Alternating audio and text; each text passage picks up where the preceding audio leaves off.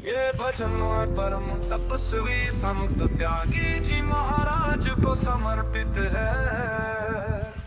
सूरज सा तपने को जो है सदा सदा तैयार, हार न मानी जीवन में बस सदा सदा अलगार। शक्ति साधना से पोषित सदा चले अविराम, आनंदित हो करने आनंदित जीवन जिसका राम।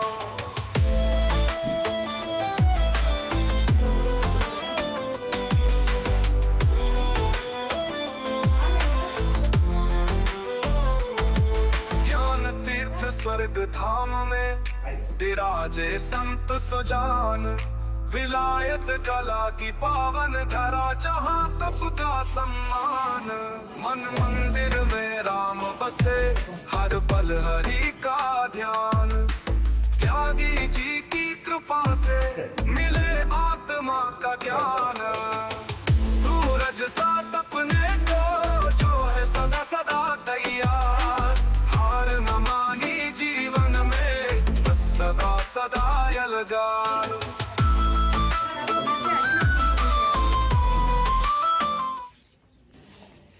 इधर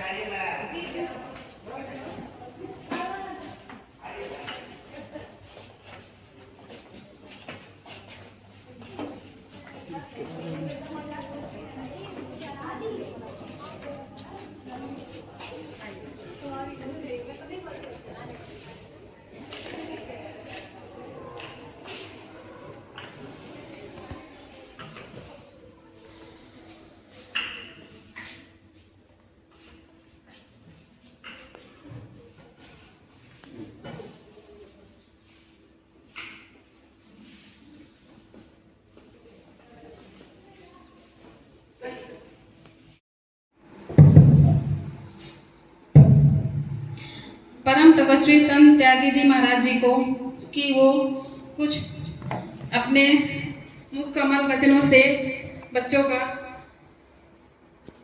मार्गदर्शन करें।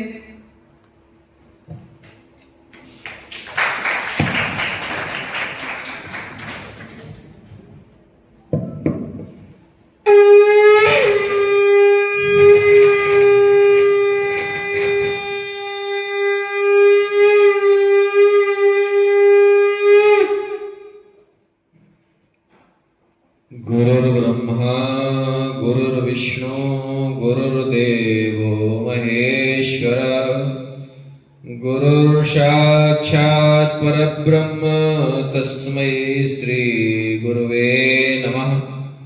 ओम जयंती मंगला काली भद्रकाली कृपालिनी, दुर्गा क्षमा शिवा धात्री स्वाहा सुधा नमोस्तुते।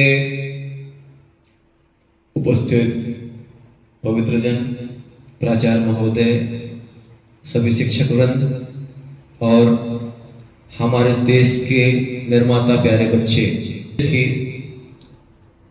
आज गुरु पूर्णिमा उत्सव को मनाने के लिए हम लोग यहाँ उपस्थित हुए हैं। इस उत्सव को समझने की बड़ी आवश्यकता है। कोई इसको सिर्फ मिठाइयों का त्योहार मानकर खत्म कर देगा। हमारे लिए गुरु पूर्णिमा एक बड़ा संघर्ष का दिन ऐसा लगता है कि जो गुरु पूर्णिमा का दिन है वो गुरु प्रेरणा का दिन है।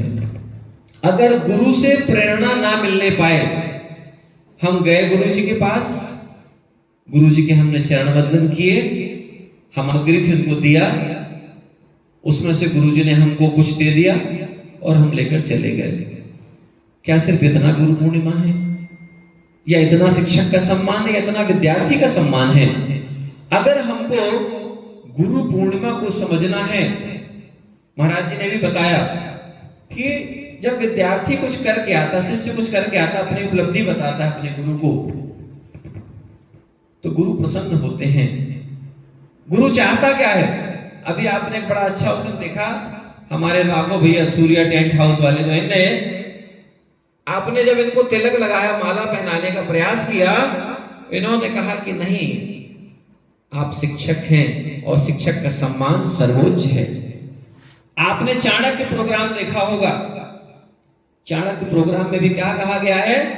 शिक्षक साधारण नहीं होता।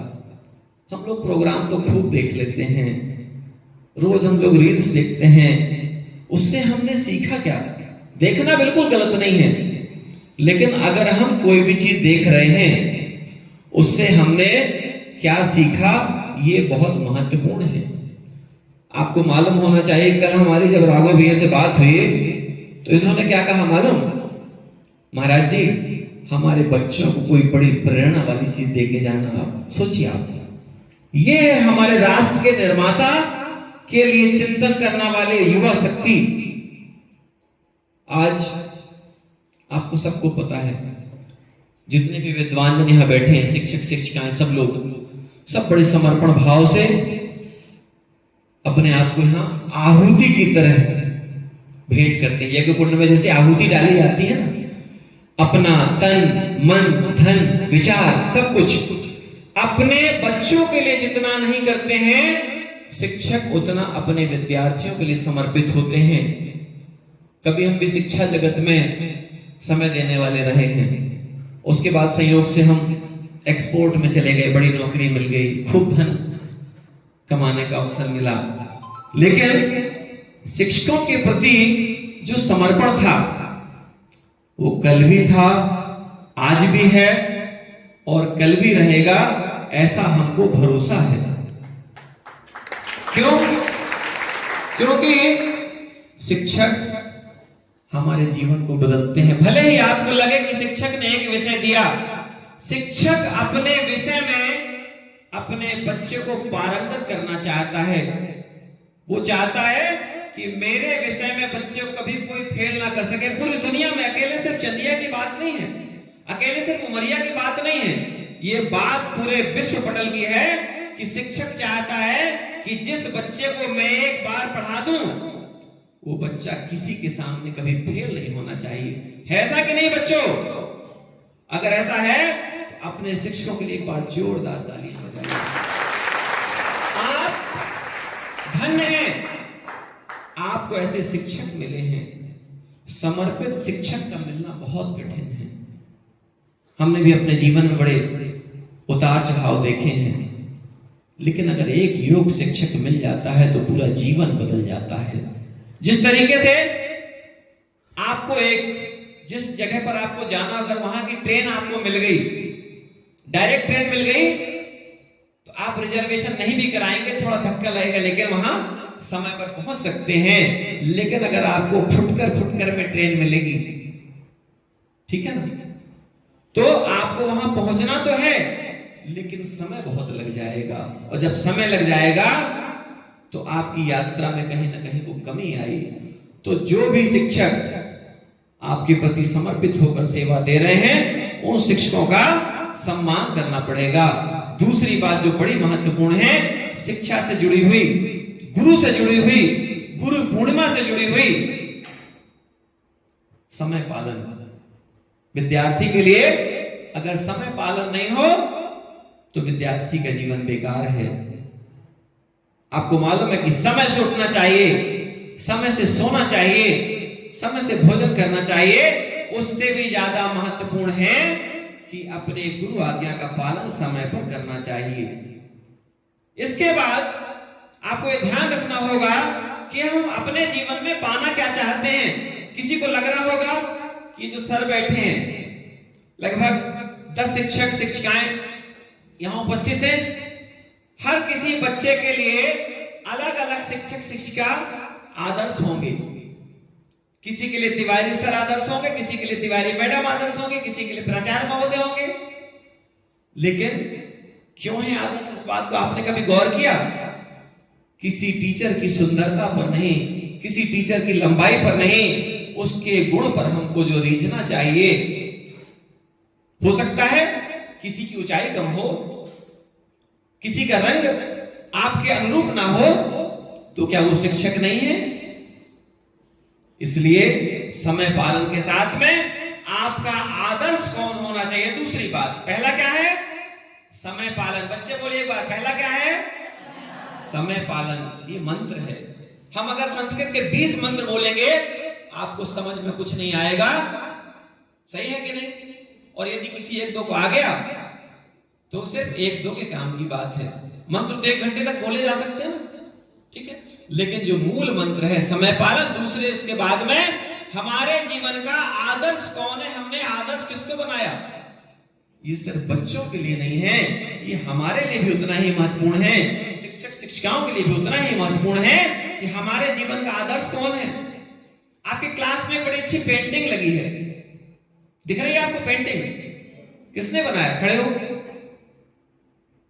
इस पेंटिंग में जो जो संदेश देना चाहिए वो सारे संदेश हैं।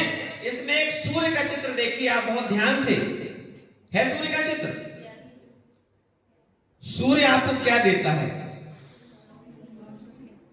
सूर्य के बिना क्या जीवन संभव है? इसमें बिटिया ने सूर्य भी बनाया है। सूर्य हमारा आदर्श होना चाहिए। जब सूर्य आपका आदर्श होगा, ठीक है, देखो इन्होंने अपने टेंट का नाम ही सूर्य रख दिया, ठीक है। सूर्य जब हमारा आदर्श होगा तो हम सूर्य से प्रेरणा लेंगे कि बिना किसी से कुछ लिए निरंतर देते रहने का प्रयास कौन कर सकता है? सिर्फ भगवान सूर्यदेव। हम लोग जल तो चढ़ा सकते हैं ना रोज, आप लोग तो करते भी होंगे। भगवान सूर्यदेव को जल चढ़ाएं। अब सूर्य लेता क्या है? सूर्य आपसे जो ऐसी चीजें लेता जो आपके काम की नहीं है। अच्छा, गोबर तो सबके घर में होता है। गोबर का जब आप कंडा बनाते हैं तो उसका पानी कहां जाता है? छन्ना लगाते हैं क्या? फिल्टर लगाते हैं? नहीं लगाते हैं। गोबर में जो पानी रहता है उसको भगवान सूर्यदेव सोख लेते हैं। वो प्रकृति का टैक्स भी है। रामायण में एक बहुत अच्छा विषय आता है, यहां सब लोग विद्वान जन हैं, क्योंकि समय की सचमुच बहुत कमी है। हम तो इस कार्यक्रम में आने के लिए लग रहा था कि मना कर दें, लेकिन आपको एक बहुत अच्छी बात बताएं, हृदय की बात, कि विद्यार्थियों और शिक्षकों के प्रति हमारा बड़ा स्नेह है। तो हम बच्चों से संबंध, अगर हमारे यहाँ कोई सम्मान कार्यक्रम होता तो शायद हम आज नहीं आते। इन्होंने कहा कि आज कॉलेज में शिक्षकों और विद्यार्थियों के बीच का कार्यक्रम है, तो हमने कहा कि हम आश्रम में उतनी देर हम पैर पढ़ाने वाला कार्य और दक्षिणा लेने वाला कार्य नहीं करेंगे, लेकिन हम यहाँ पर अपने बच्चों के साथ और शिक्षकों के दर्शन करके हम अपने आप को गौरवान्वित करेंगे। जब आप सूर्य को अपना आदर्श बनाते हैं, कोई हीरो हीरोइन का अपना आदर्श बना लेता है, हीरो हीरोइन आपका पेट भरने नहीं आएंगे। संभव है कि आप जब उनको किसी कार्यक्रम में देखें तो उनके कारण आपकी इच्छाएं और ज्यादा बलवती हो जाएं। जब कोई एक्टर टीवी में ऐड करता है तो जिस चीज का ऐड करता है उस चीज को खरीदने की हमारी इच्छा बढ़ जाती है। अभी हम अगर किसी चीज को खरीदने के लिए आपसे बोलेंगे तो आप उसको खरीदने का प्रयास जरूर करेंगे। क्या बोलेंगे? कि त्यागी महाराज जी आए थे, वो बोले हैं, तो जरूर कुछ ना कुछ इसमें खास बात होगी। तो हम आपको जो बोल रहे हैं, दूसरा इसमें देखिए वृक्ष बना हुआ है। आपकी क्लास की बेटी से ही जो है सारा संदेश वृक्ष बना। वृक्ष का जीवन क्या है? एक वृक्ष अपने जीवन में आपने सुना होगा, परोपकाराय फलंति वृक्षा, ये आप लोगों ने पढ़ा होगा। और एक और आपने मंत्र पढ़ा होगा, जिसको आपको याद नहीं हो तो एक बार याद कर लेना, अपने सर मैडम से भी पूछ करके, कि पृथिव्याम त्रीणि रत्नानि जलम अन्नम च सुभाषितम मूढ़ै पाषाण खंडेषु रत्न संज्ञा विधीयते। इसका अर्थ आप लोग फ्री टाइम में सर्च करना, अब इसका अर्थ आपको नहीं बताएंगे, बहुत सरल है। जिसको मालूम है बहुत अच्छी बात है, नहीं मालूम है अब ये जिम्मेदारी आपकी। इसके बाद में आप देखिए कि गुरु और शिष्य 2 चित्र उसमें बने हुए हैं। कितना अच्छा संयोग है। देखिए बिटिया ने क्या सोचकर कब बनाया हमको नहीं मालूम, लेकिन उसकी कल्पना बड़ी पवित्र है। ऐसे बच्चों से प्रेरणा लेनी चाहिए। ऐसे बच्चों से हमको जो है, ये जो है आपकी कल्पना को और ऊपर उठाने में सहायक। इसके बाद देखिए पक्षी बने हुए हैं। हम जो आपके पास उपलब्ध है उसकी बात कर रहे हैं। ये पक्षी क्या बता रहे हैं? जब आप प्रकृति के अनुसरण में रहेंगे, प्रकृति का अनुसरण करेंगे तो आप आनंदित रहेंगे। इनके लिए कोई वीजा पासपोर्ट नहीं लगता है। अगर आपको अभी भारत से कहीं बाहर जाना पड़े तो आपको वीजा पासपोर्ट बनवाना पड़ता है।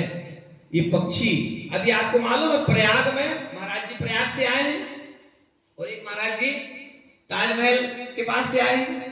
तो साइबेरियन पक्षी आते हैं प्रयाग में, आपको पता है, वो सिर्फ ठंड के समय पे पहुंचते हैं। इसके पहले कहां रहते हैं वो? साइबेरिया। किससे पूछ के आते हैं? वो प्रकृति की गोद में निरंतर आनंदित रहते हैं, और जो प्रकृति की गोद में निरंतर आनंदित रहता है उसका आनंद कोई छीन नहीं सकता।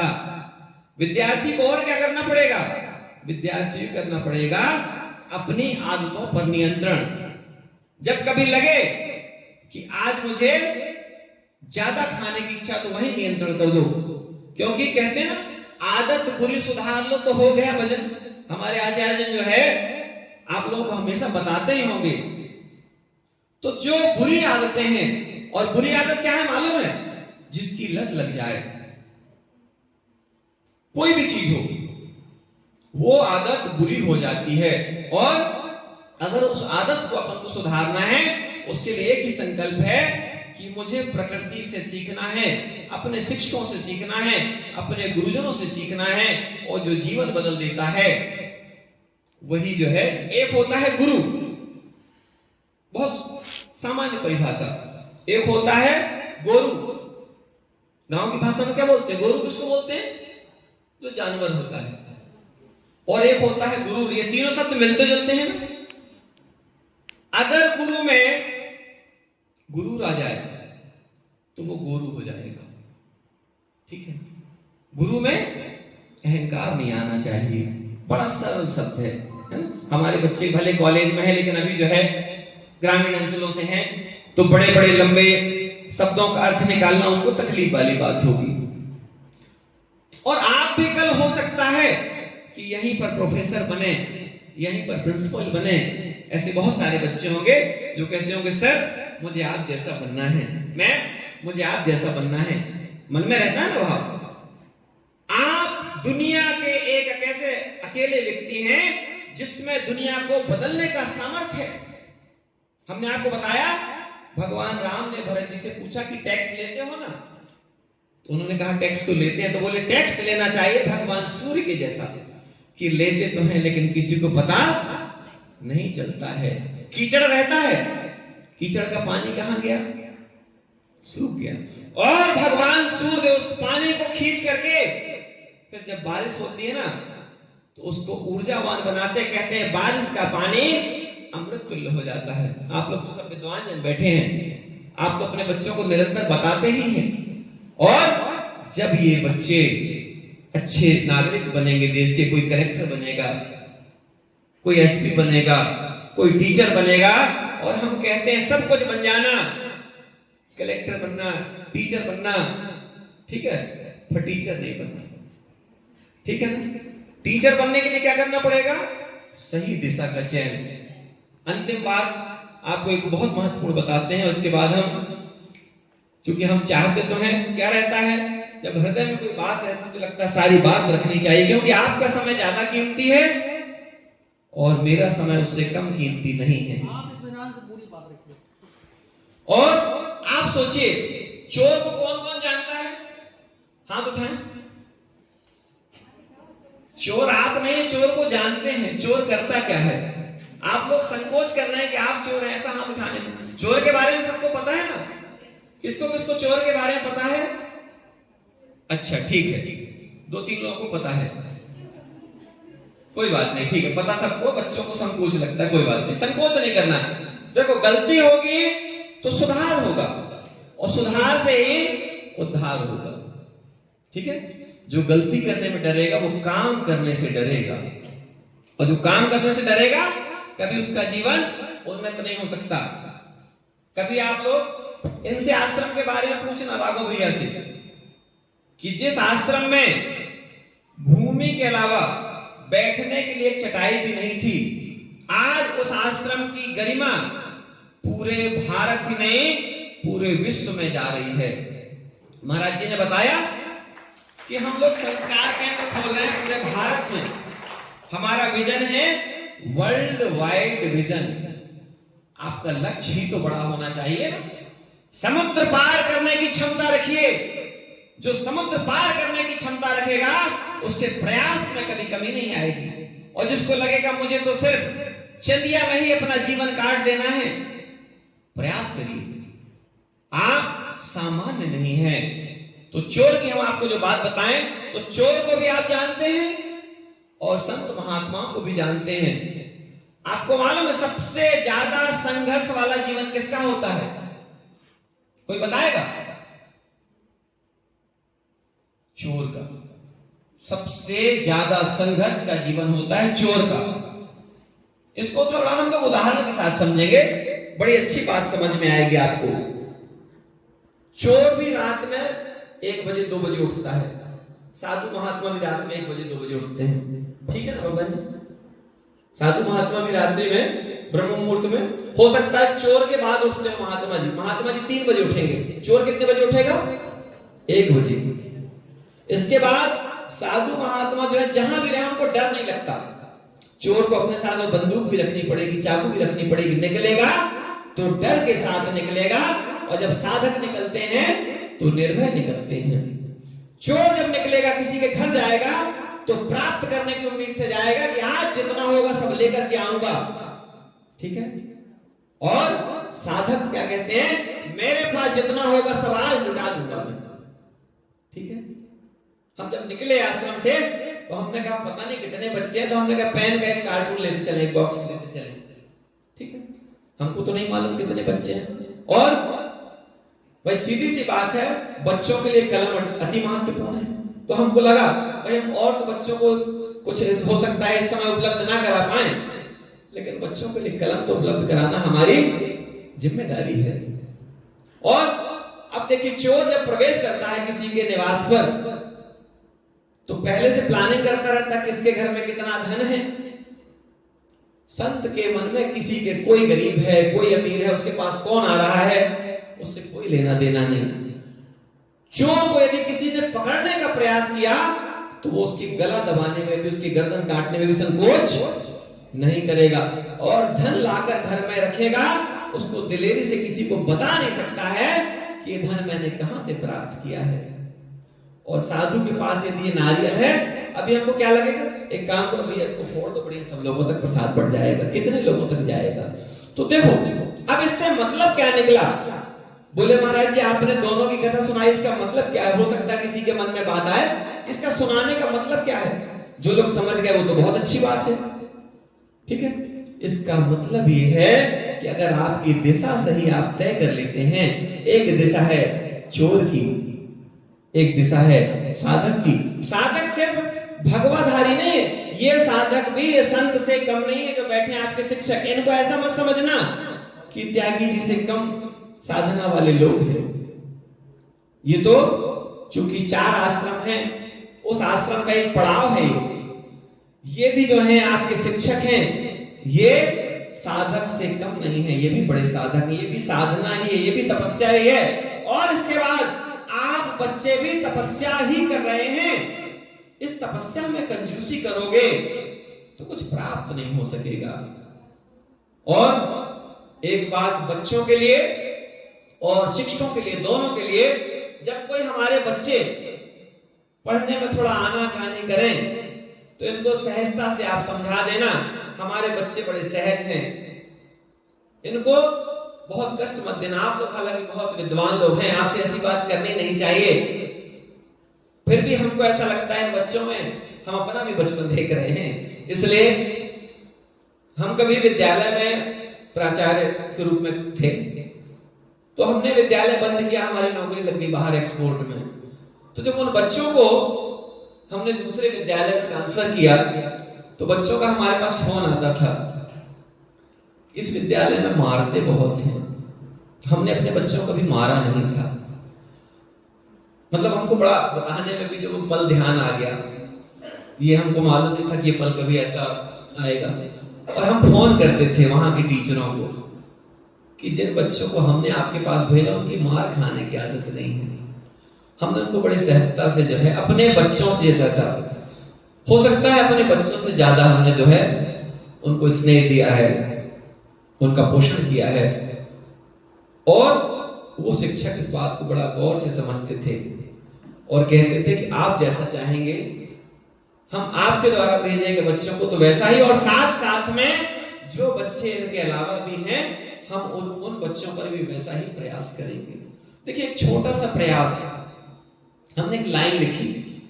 हम विद्यालय में जाते हैं जब समय संयोग बनता है तो हमने एक लाइन लिखी शिक्षकों के लिए भी, माता पिता के लिए भी और बच्चों के लिए भी, क्योंकि आने वाला भविष्य बच्चे। तो उस लाइन को बच्चों आप भी ध्यान से सुनना, शिक्षक लोग तो बहुत ध्यान से सुन ही रहे, वो तो है ना विद्वान जन है। और कभी जरूरत पड़े जब बच्चे माता पिता आपकी शिक्षा रोकने का प्रयास करें तो उनसे एक बार निवेदन करना, अपने शिक्षकों को बोलना एक बार मेरे मम्मी पापा से बोल दीजिए कि मेरी शिक्षा को बाधित ना करें, क्योंकि शिक्षा से ही असली निर्माण होगा। और शिक्षा कैसी? जो शिक्षा संस्कार देती है। हम लोगों ने बताया आपको, उसको बहुत कम शब्दों में बोलेंगे और आप लोग यदि चाहें तो बोल सकते हैं बच्चे, मत छीनो बच्चों का बचपन। बोले बच्चे, हमको अच्छा लगेगा आपके लिए। बोलिए, मत छीनो बच्चों का बचपन, इनका सरल संसार है, भेद नहीं है कपट नहीं है, सरल इनका व्यवहार है, आज सीखते हैं जो बच्चे कल वही बन जाते हैं, पाप देख पापी बन जाते, पुण्य तो देव बनाते हैं। तो मत छीनो बच्चों का बचपन, इनका सरल संसार है,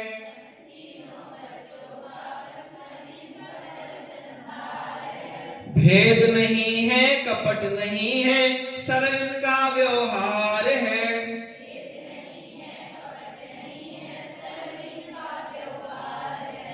और गुरु आपसे जो चाहता है, क्या चाहता है? दो विद्यार्थी थे, बिल्कुल छोटी सी घटना है। गुरुजी ने अपने दो बच्चों को बीज दिए। आप लोगों ने सबने सुनी होगी, चूंकि महत्वपूर्ण विषय है इसलिए बताना आवश्यक है।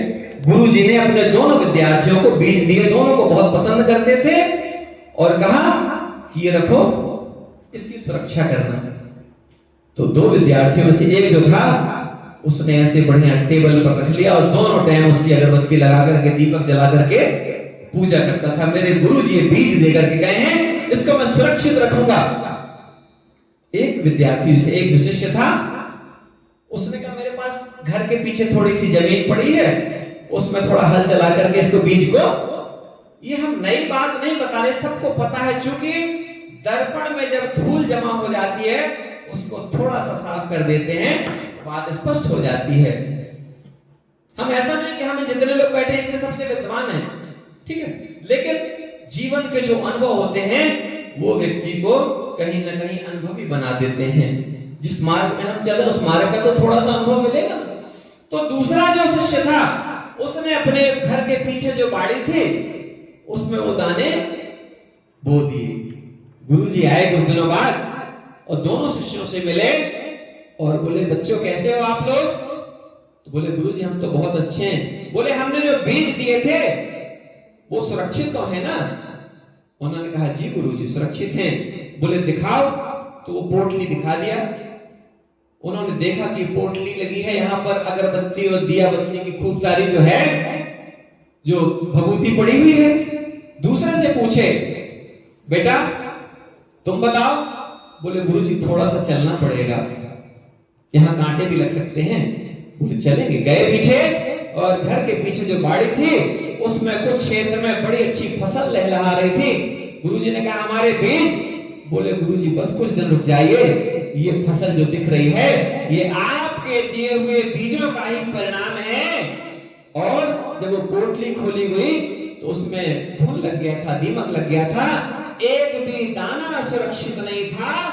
और जो खेत में फसल लहला रही थी उससे जब अनाज निकला उससे बोरियां भर गईं। तो आप लोग कौन से शिष्य हैं? आपके जो शिक्षक जन हैं ये पूछना चाहते हैं कि आप कौन से शिष्य हैं? क्या आप वो पोटली की पूजा करने वाले शिष्य हैं या अपने आचरण से कार्य करने वाले? अगर आपने कार्य किया तो आप खुद भी आनंदित रहेंगे और आपके कारण पता नहीं उस बोरी से कितने सारे लोगों का पेट भरा होगा। जब आप दूसरों को आनंद देने वाले बनेंगे, जो व्यक्ति खुशियां बांटता है उसके पास में खुशियों की कभी कोई कमी होती नहीं है। इसलिए खूब खुशियां बांटें, खूब खुशियां पाएं, अपने गुरुजनों का खूब सम्मान करें। जब तक आपका जीवन है तब तक आपको ये नहीं कि कॉलेज में पढ़ लिए, कॉलेज में निकलने के बाद पहचानना भी भूल गए हम लोग। ये हम बात अगर कर रहे हैं तो पूरे जीवन की बात कर रहे हैं, इस बात को ध्यान रखना। आप हमको भूल जाओ कोई समस्या नहीं, हमको आप कभी याद मत रखो, कोई दिक्कत नहीं, लेकिन जिन्होंने आपको एक पीरियड भी अगर दिया है समय, एक पीरियड में भी पढ़ाया है, उन सारे शिक्षकों का ऐसा सम्मान करना कि उनको अपने आप पर गर्व हो, और जो अच्छा ना पढ़ा पाए हो वो अपने आप को जीवन भर कोसें भी कि काश मैंने अपने जीवन में एक विद्यार्थी तैयार कर दिया होता। आज हम यहां आए हैं, यदि हम अपने हृदय की बात रख के नहीं जाएंगे तो हम आश्रम जाने के बाद हमको लगेगा यार हमने तो समय बर्बाद कर दिया, हम गए थे अपनी पूजा करवाई चले आए। इतना ठीक नहीं है। तो शिक्षक की जिम्मेदारी है और शिक्षक के साथ में बच्चों की भी जिम्मेदारी है। और जब दोनों लोग अपनी जिम्मेदारी जिस दिन समझ जाते हैं उस दिन एक सच्चा राष्ट्र निर्माण होता है, पवित्र राष्ट्र निर्माण होता है। बोले भारत माता की जय, धरती माता की जय, सभी गुरुजनों की जय, हमारे प्यारे बच्चों की जय, इनके माता पिता दादा दादी की जय। और हमारे राघव भैया ऐसी समाज सेवा करते रहें अति पवित्र ऊर्जा के साथ। आप सभी को हृदय से बारंबार नमन करते हैं। हमने प्रयास किया अपनी वाणी से किसी का दिल ना दुखे, अगर किसी का दिल दुखा हो तो दुख जाए, हम माफी नहीं मांगते, हम आप हमको सदा दीजिए। हम माफी मांगने वाले, गलती करें माफी क्यों मांगे? गलती करके हमेशा आप भी आज से नियम बनाइए कि सर मैंने गलती की है तो मुझे सजा दीजिए। और परमात्मा जब किसी को सजाता है तो सजा देता है, वो सजा नहीं देता है। आप सभी को पुनः बार-बार नमन करते हैं।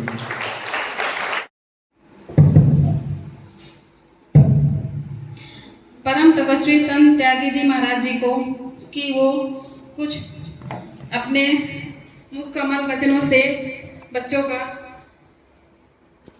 मार्गदर्शन करें।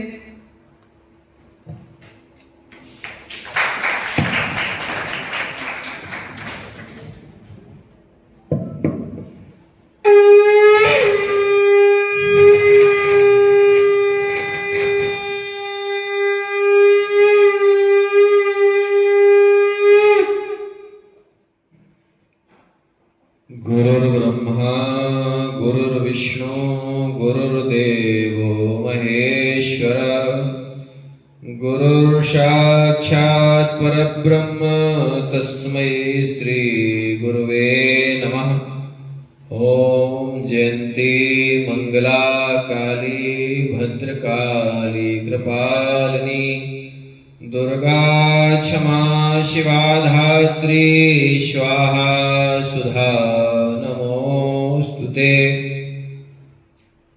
उपस्थित पवित्र जन, प्राचार्य महोदय, सभी शिक्षक वृंद और हमारे देश के निर्माता प्यारे बच्चे,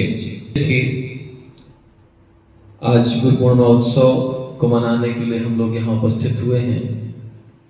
इस उत्सव को समझने की बड़ी आवश्यकता है। कोई इसको सिर्फ मिठाइयों का त्योहार मानकर खत्म कर देगा। हमारे लिए गुरु पूर्णिमा एक बड़ा संघर्ष का दिन, ऐसा लगता है कि जो गुरु पूर्णिमा का दिन है वो गुरु प्रेरणा का दिन है।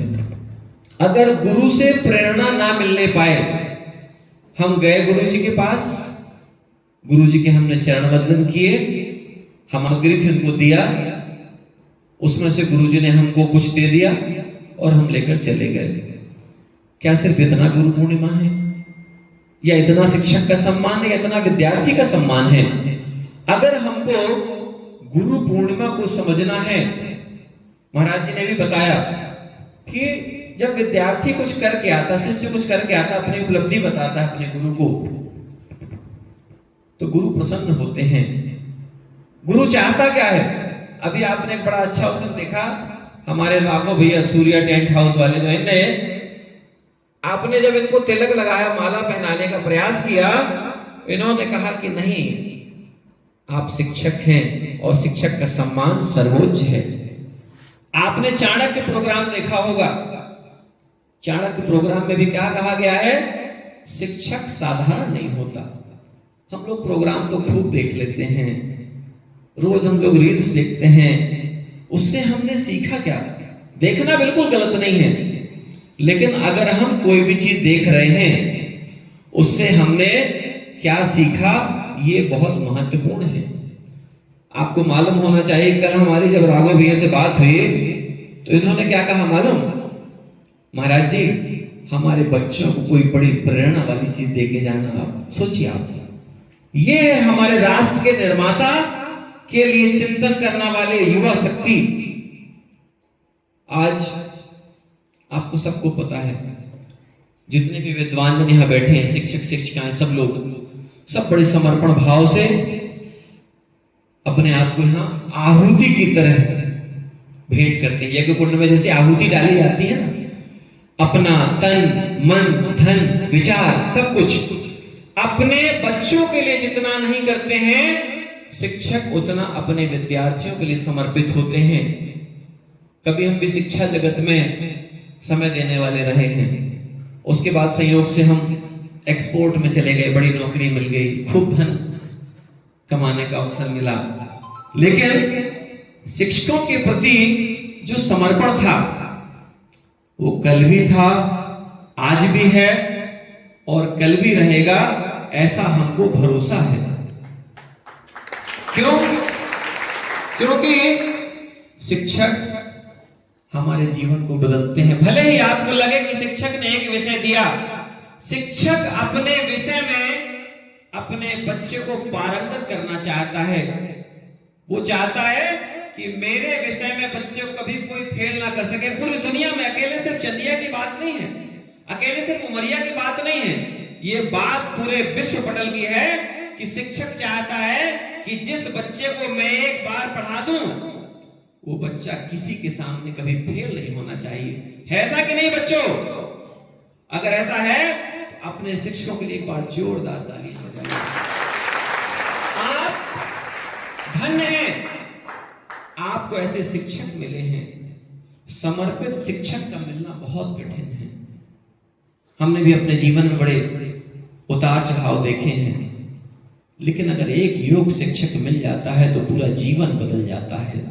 जिस तरीके से आपको जिस जगह पर आपको जाना, अगर वहां की ट्रेन आपको मिल गई, डायरेक्ट ट्रेन मिल गई, तो आप रिजर्वेशन नहीं भी कराएंगे, थोड़ा धक्का लगेगा, लेकिन वहां समय पर पहुंच सकते हैं। लेकिन अगर आपको फुटकर में ट्रेन मिलेगी, ठीक है ना, तो आपको वहां पहुंचना तो है, लेकिन समय बहुत लग जाएगा।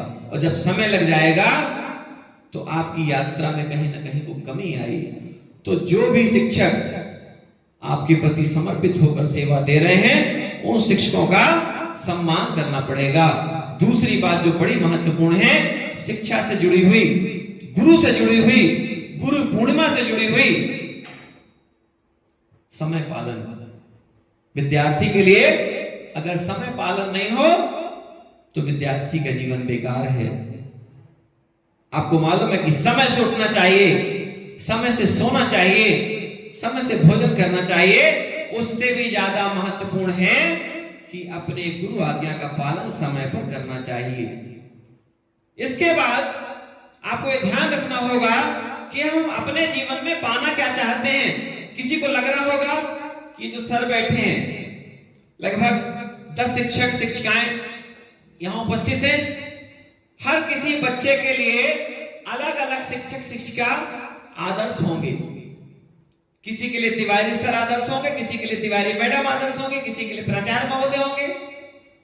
लेकिन क्यों है आदर्श, इस बात को आपने कभी गौर किया? किसी टीचर की सुंदरता पर नहीं, किसी टीचर की लंबाई पर नहीं, उसके गुण पर हमको जो रीझना चाहिए। हो सकता है किसी की ऊंचाई कम हो, किसी का रंग आपके अनुरूप ना हो, तो क्या वो शिक्षक नहीं है? इसलिए समय पालन के साथ में आपका आदर्श कौन होना चाहिए। दूसरी बात, पहला क्या है? समय पालन। बच्चे बोलिए एक बार, पहला क्या है? समय पालन। ये मंत्र है। हम अगर संस्कृत के 20 मंत्र बोलेंगे आपको समझ में कुछ नहीं आएगा, सही है कि नहीं? और यदि किसी एक दो को आ गया तो सिर्फ एक दो के काम की बात है। मंत्र तो 1 घंटे तक बोले जा सकते हैं, ठीक है, लेकिन जो मूल मंत्र है समय पालन। दूसरे उसके बाद में हमारे जीवन का आदर्श कौन है, हमने आदर्श किसको बनाया। ये सिर्फ बच्चों के लिए नहीं है, ये हमारे लिए भी उतना ही महत्वपूर्ण है, शिक्षक शिक्षिकाओं के लिए भी उतना ही महत्वपूर्ण है कि हमारे जीवन का आदर्श कौन है। आपकी क्लास में बड़ी अच्छी पेंटिंग लगी। ये भजन परम तपस्वी संत त्यागी जी महाराज को समर्पित है। सूरज सा तपने को जो है सदा सदा तैयार, हार न मानी जीवन में, बस सदा सदा यलदार। शक्ति साधना से पोषित सदा चले अविराम, आनंदित हो करने आनंदित जीवन जिसका राम।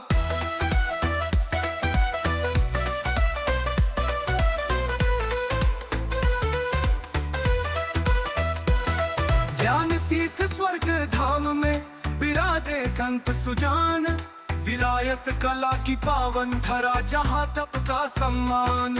मन मंदिर में राम बसे हर पल हरि का ध्यान, त्यागी जी की कृपा से मिले आत्मा का ज्ञान। सूरज सा तपने को जो है सदा सदा तैयार, हार न मानी जीवन में, बस सदा सदा यलदार।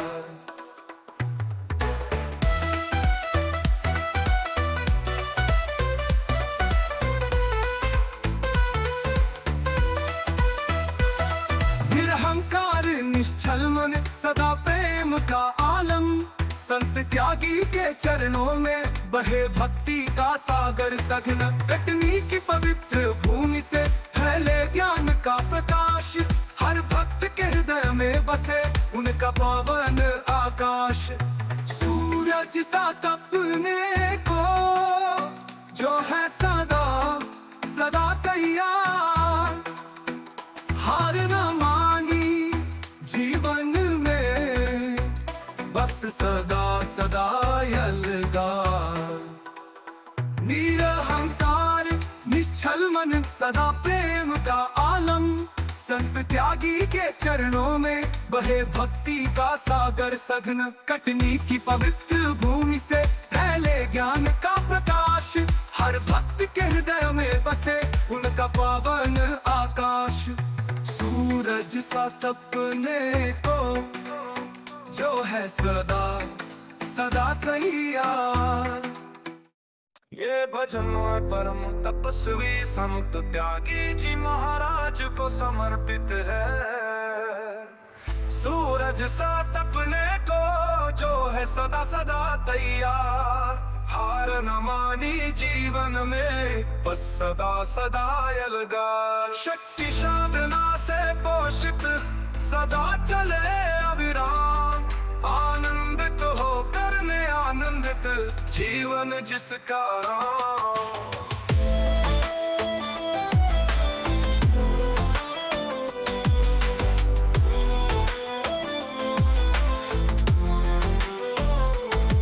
ज्ञान तीर्थ स्वर्ग धाम में विराजे संत सुजान, विलायत कला की पावन धरा जहाँ तप का सम्मान। मन मंदिर में राम बसे हर पल हरि का ध्यान, त्यागी जी की कृपा से मिले आत्मा का ज्ञान। सूरज सा तपने को जो है सदा सदा तैयार, हार न मानी जीवन में बस सदा सदा यलगार।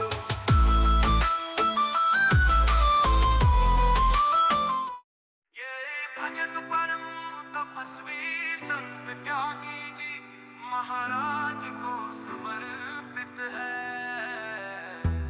सूरज सा तपने को जो है सदा सदा तैयार, हार न मानी जीवन में बस सदा सदा यलगार। शक्ति साधना से पोषित सदा चले अविराम, आनंदित हो करने आनंदित जीवन जिसका राम।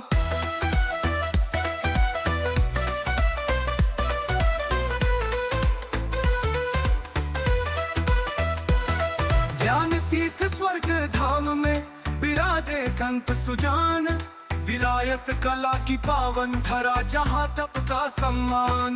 मन मंदिर में राम बसे हर पल हरि का ध्यान, त्यागी जी की कृपा से मिले आत्मा का ज्ञान। सूरज सा तपने को जो है सदा सदा तैयार, हार न मानी जीवन में बस सदा सदा यलगार।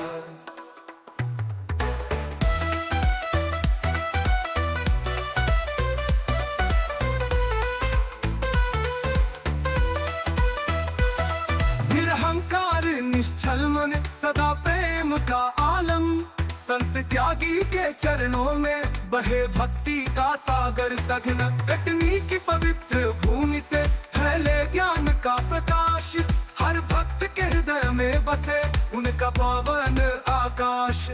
सूरज सा तपने को जो है सदा सदा तैयार, हार न मानी जीवन में बस सदा सदा यलगार।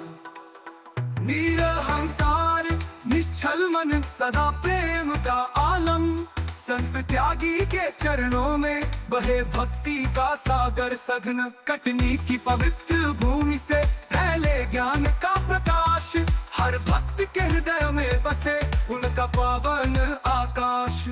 सूरज सा तपने को जो है सदा सदा तैयार,